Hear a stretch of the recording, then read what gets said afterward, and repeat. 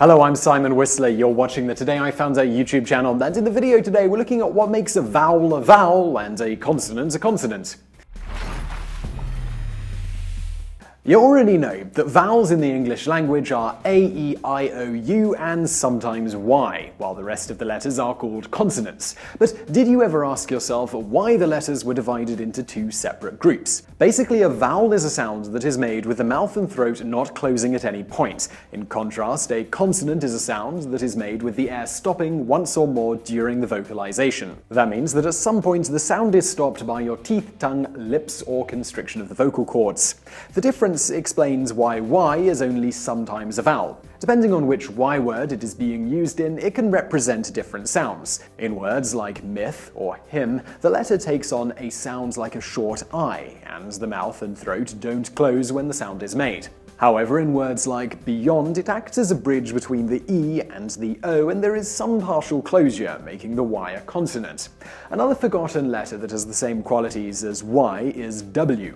While W is almost always a consonant, it is considered a vowel at the end of words like wow or how. You can see for yourself when saying these words that your mouth doesn't fully close when you pronounce the letter. Now, there are of course other differences between vowels and consonants. For instance, in English you can have vowels that are entire words such as A or I. You won't ever see a consonant that is a word by itself. Words in English need vowels to break up the sounds that the consonants make, so while every word has to have a vowel, not every word has to have a consonant. There are strings of consonants that are sometimes written like full words, for example, However, these are just sounds rather than actual words. You'll also find that most words in English won't have more than 3 consonants in a row because otherwise it gets to be too difficult for English speakers to say it.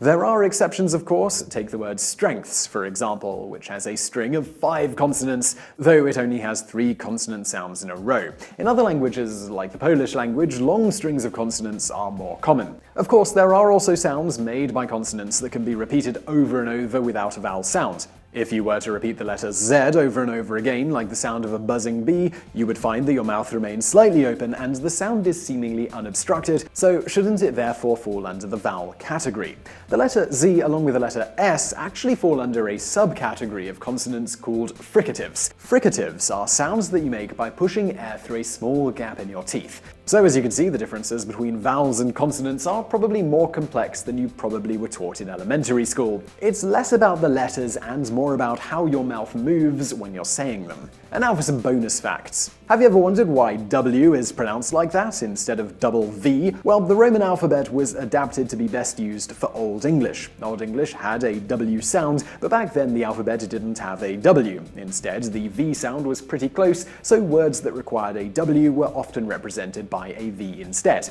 In the 7th century, scribes started using 2 U letters together to represent the W sound, which is how it got its name. However, printers used to use 2 V's together in order to represent the sound. This is how it got its shape. There are very few words in the English language that have 2 U's in a row, and the only 2 that are used frequently are vacuum and continuum. Nearly all of these W words were adopted from Latin, such as dum vir, meaning each of a pair of magistrates holding joint office in ancient Rome. Others are adapted from other languages, such as muumuu, a loose dress that is traditionally worn in Hawaii. So I really hope you found that video interesting. If you did, please do hit that thumbs up button below, and don't forget to subscribe. Brand new videos just like this 7 days a week. Also, over there on the right, a few other videos that you might enjoy if you enjoyed this one, so go and check those out. And as always, thanks for watching.